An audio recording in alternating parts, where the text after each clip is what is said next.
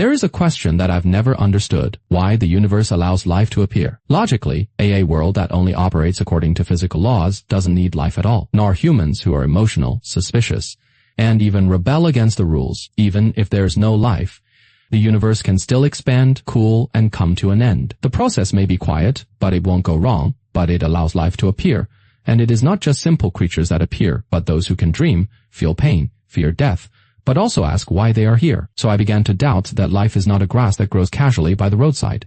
It is more like a choice made by the universe. What does it want? Next, I won't talk about how cells divide or how DNA replicates, nor will I explain step by step to explain how humans evolved step by step. I only want to do one thing, is to use multiple inferences to answer a more fundamental question, which is why life must appear. First of all, what I will say next are all ideas I have repeatedly pondered over the years. There is no scientific proof, and I don't ask you to believe it all, but I think it is worth listening to. Because some questions science may not be able to answer, but we can't help but ask. Science has told us how life came into being. Stars turn into molecules, molecules into cells, and gradually evolve into thinking beings. This process seems reasonable, and there is indeed evidence to support it. But it only answers how life came into being. But it doesn't answer the more crucial question, why life must appear, because even if there is no life, the universe can still operate. Galaxies can be born and collapse, and start over. The laws of physics still apply, and time will not stop. In other words, life is neither a necessity for the universe to operate, nor the result of physical laws. So why did it still appear? What is more abnormal is that after the emergence of life, the first thing it does is to say no to the main direction of the universe.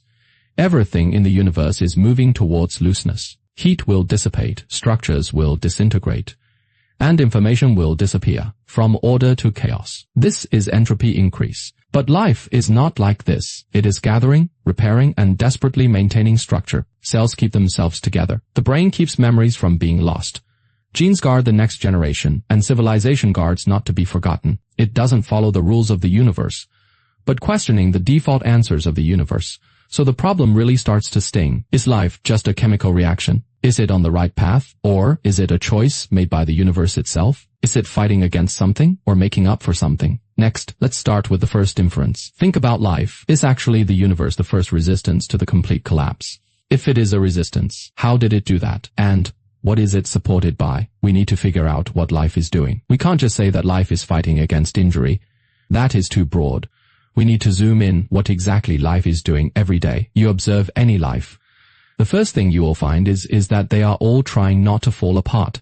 Cells are repaired when broken, and the brain will rebuild connections. Skin will scab when it is torn. Plants will grow leaves even if their branches are broken. From the moment life is born, its first reaction is not to explore the universe or think about truth, but to stabilize themselves first and desperately maintain. I am still here, but the problem is the universe is not moving in the direction of maintenance.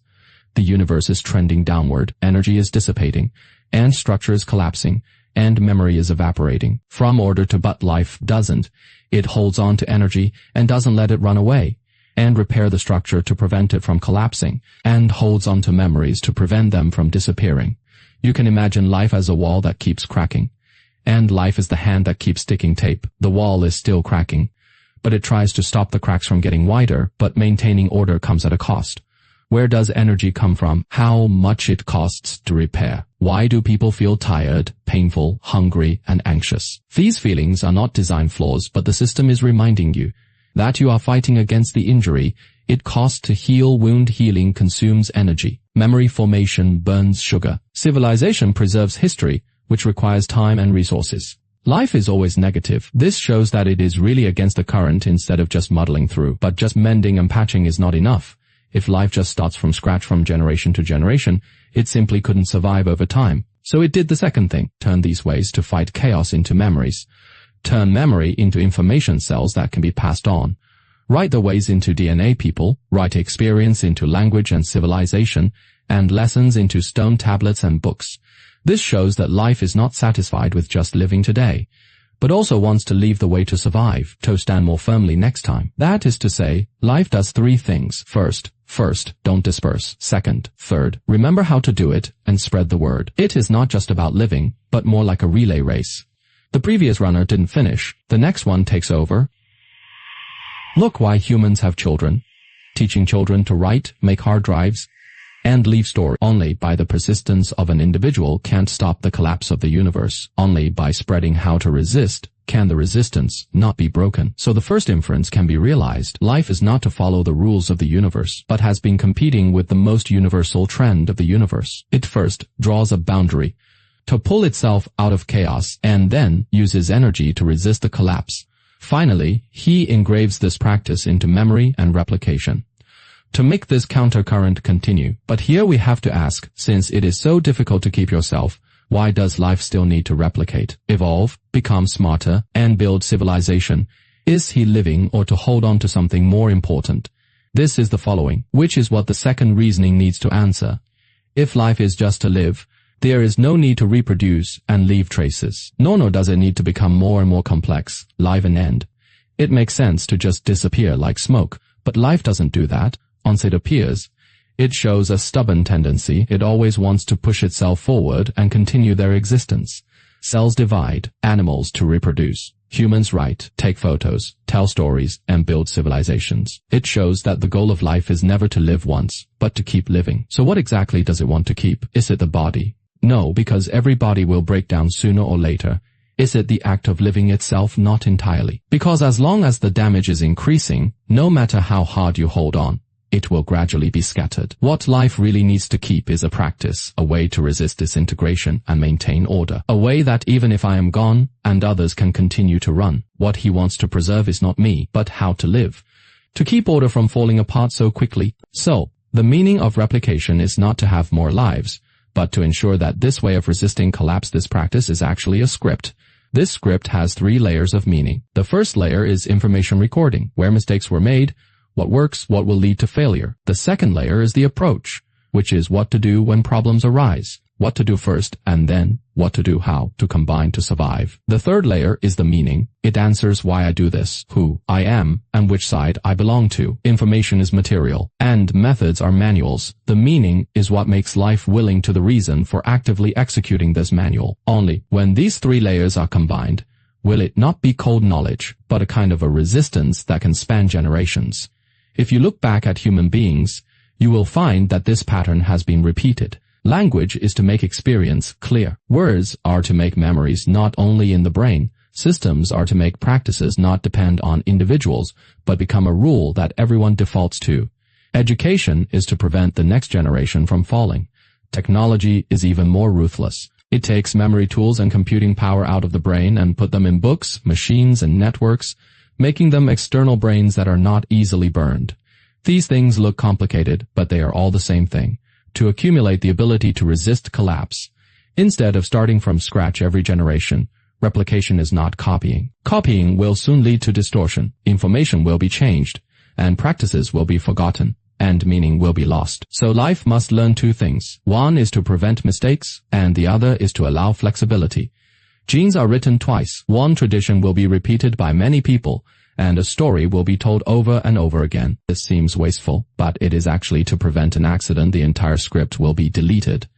Meanwhile, life must also leave some room for variation and trial and error. Otherwise, when the environment changes, the script will fail. It is like walking on a rope, one foot keeping the same, while the other is trying to take a step forward. Here, the problem becomes clearer. The reason why life replication, continuation, and complexity is not to make more lives in the world, but to protect the script for resisting disintegration. He wrote this script into genes, language, into institutions, and civilization, and pass it on to the next generation so that the countercurrent will not stop. But problems also arise. If the script is so important, who decides how it should be written, which rules should be kept, and which should be discarded, what should be continued, and what must be abandoned? This directly leads us to the next question. Why did life evolve consciousness? Why do we not just live, or think, or question, and make choice? Is consciousness a tool to resist collapse, or the most crucial line of code in the script? This is the direction of the third reasoning. If replication is just to keep the script alive, death in consciousness is the hand that determines where the script goes. Without consciousness, life will only repeat what it has done before. Pain is repeated, and mistakes are repeated. It is like an automatic loop program running hard, but it doesn't know why it is running. But when consciousness appears, everything suddenly changed. Life stops for the first time asking itself whether to continue like this. Can I change the way? Does the world have to be like this? Can it not be like this? At this moment, life is not just executing the script, but start to modify it. You can also think of life as a relay race. Before consciousness appeared, each runner can only run forward without stopping. But with consciousness, the person who takes the baton has a choice for the first time. He can continue to run, or turn, or even drop the baton or build a new road, no matter which one he chooses. The difference is that he knows that he made the choice himself. What exactly does consciousness change? Simply put, it gives life 3 abilities that life didn't have before. First, it allows life to pause. Animals in danger either run away, but humans can be stunned for a second. That second is the consciousness pressing the pause button. Second, it can see the future in advance. They play it in their minds. What if this happens, or what if it is the other way? It is like free trial and error. Third, it can ask itself who it is, what am I doing, and whether I am willing to bear the consequences. Once you start asking these questions, you can't pretend you don't know. Why does life have to evolve this ability? Because if the script cannot be judged and selected, it is dead. The world is changing, and the environment is changing. The old script will fail sooner or later. So life must have a mechanism to judge what to keep in the chaos and what must be discarded. This mechanism is not teeth or speed, but consciousness. It is like a light, which shows all the forks, and let life decide where to go. Of course, consciousness is not free. It brings hesitation, anxiety, self-doubt, and even makes people lie in bed and ask themselves what they are doing. Animals only feel pain, but humans feel pain and also ask if the pain is worth it. It is tiring, but this is the cost of consciousness. It makes us no longer just live. But we must find a reason for living, so this reasoning can now be put into practice. Consciousness is not to make us smarter, but to allow life to make its own choices, make a choice for themselves. What you choose, the world will tilt in that direction. What you hold on to order will stay a little longer. What you give up may disappear. And these choices are not written in the sky, nor in our destiny. They are written in everything we do, but that is not all. If consciousness is really so useful, then why does it bring pain? Why do many people know what to do, but still can't do it? Why do some people desperately stick to the script, while others tear up the pain?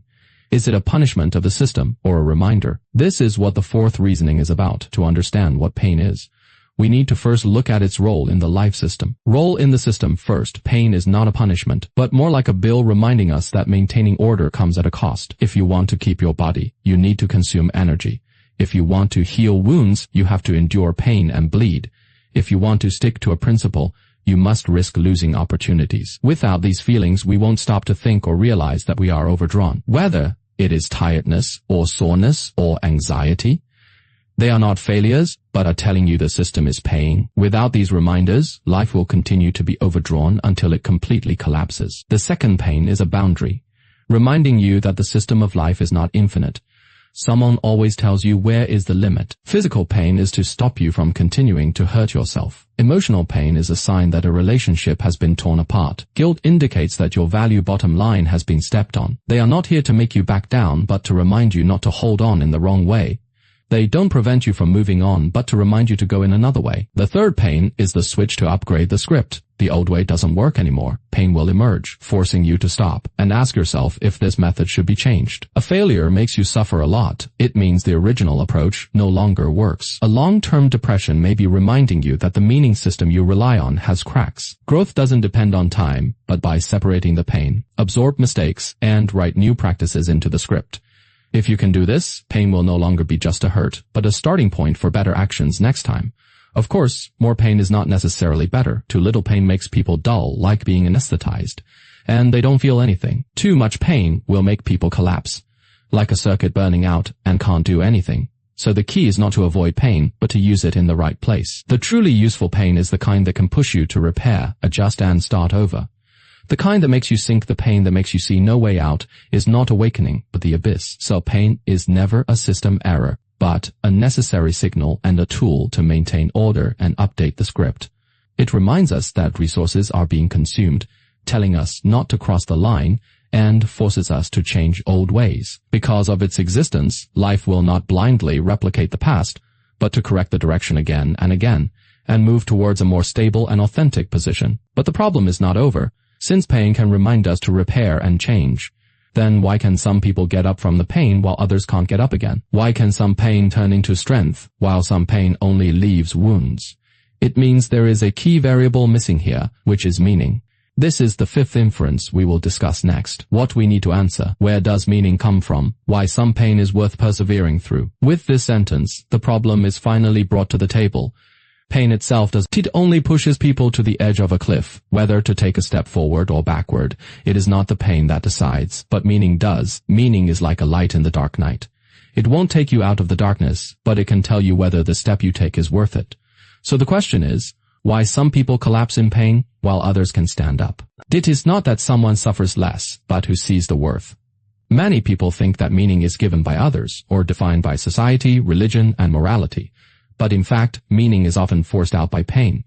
Pain forces people to stop, and forces people to rebuild, and forces people to ask themselves whether to go on. Why am I still here? Is the entrance to meaning. Why is meaning important? Because it can turn the unchangeable into something that can be endured. Death cannot be stopped, and loss is irreversible. But you can decide what these pains leave behind. Some people are swallowed by sadness, while others turn it into a reason to help others.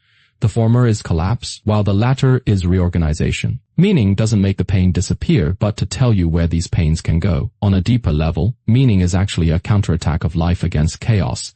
The direction of the universe is injury, is to spread out and forget, and meaning is to fight against all this. You write a diary, you create works, you keep a memory. It is all about adding a little order to the chaos. Meaning is a tool to resist forgetting. It allows you to, in the countless collapses, you can still say that you know why you exist. Because we can give meaning to pain. Life is not a random byproduct of the universe, but the universe is sorting itself out. Of course, meaning is not always stable. It can be torn apart by reality and corroded by time. Sometimes it even collapses when you need it most. What should we do creating? Meaning again is not a one-time gift, but a continuous process. Every time you make a choice, and every time you bear a consequence, you are redefining it. It is like breathing, must be constantly updated. Otherwise it will wither. Those who can survive not because they don't feel pain, but because they are in the pain, but because they are creating meaning. Interestingly, when you really start to do so, you will find a reversal that meaning is never created by you. You create it, but you recall it. It is like you already knew which way to go, but the pain reminds you of it. That feeling of realizing that it is actually the alignment of consciousness. Life is not about seeking meaning outwardly, but to awaken it inwardly. Pain is just one of the mechanisms of awakening. So we come to a deeper conclusion. Meaning is not a philosophical answer, but in the continuous operation of life, the most crucial self-healing mechanism. It gives pain a place, and makes choices valuable, and makes existence meaningful.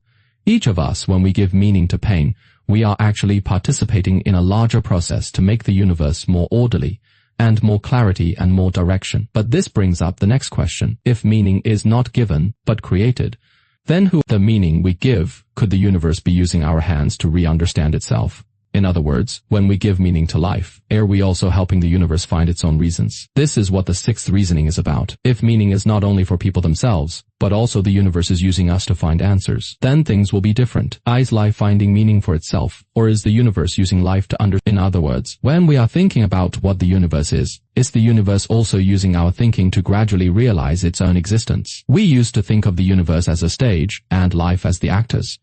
But if life is just an actor, why would the actors suddenly look up and ask, who wrote the script and who built the stage? If the universe is just a cold physical structure, it doesn't need to combine a bunch of carbon elements, feel pain, and rebel against rules. But it has allowed this kind of life to appear and has persisted for billions of years. This shows that life may not have been a backdrop from the beginning, but a part of the script. Think about galaxies that don't question themselves. Light will not hesitate, or stones will cry. But life will. Life will stare at the night sky and suddenly ask why it is here. From this moment on, the universe is perceived for the first time. Just like in the world that was originally running automatically, a mirror suddenly appeared, reflecting itself in the mirror. This mirror is consciousness. So there is a bold speculation that life is not an observer outside the universe, but a part of the universe itself, trying to understand itself. Stones can't record, light can't write, but humans can doubt, record, and turn invisible concepts into a language that can be passed on. This behavior, it is likely that the universe uses us to remember itself, so that everything doesn't just happen and begin to be understood. If so, the meaning is not just psychological comfort, but the way the universe remembers. Without life, the universe is just cooling, expanding, and collapsing. But with life, the universe begins to be told, recorded, and explained. You write history, you create stories, and preserve memories. In fact, it is all about fighting against a terrible thing, forgetting. The universe will forget everything, but life can't. The question becomes sharp if meaning doesn't belong only to us, but also the universe. If meaning belongs not only to us, is to settle ourselves, or helping the universe achieve a certain self-understanding. Every word we write and every choice we make might actually be driving a larger process. Let the universe run from now on to knowing that it is running. Thinking, so consciousness and meaning are no longer just byproducts of life. They are more like a program written by the universe program that we think we are looking for answers. But the answers are using us to find themselves. We are not the audience of the stage nor bystanders. We are more like probes sent by the universe to understand what it is. By now, the entire chain of reasoning is complete. Life may not be a casual side effect of the universe, but a rebellion against collapse. It first learned to gather and repair, and then learned to copy to keep the resistance. Later, it learned to think, doubt, and choose. Finally, it learned to turn pain into worth. Until this moment, the universe is not only happening, but also was perceived, recorded, and reflected for the first time. So the question has changed. What we should ask now is not why life appeared, but since life has appeared, what are we going to do with it? If we are the one who can resist, and the clear-headedness against forgetting, then every decision we make is not just for ourselves, but also a response to the universe. The universe doesn't tell us the answers. It just puts the paper in front of us, and a pen in our hands. The meaning is not written. It is waiting to be written. Whether to write or not, how to write, whether to write or not, it is all up to us. As for whether the universe is listening, we don't know. But what is certain is that if this light will eventually go out, at least it must have illuminated something instead of existing in vain.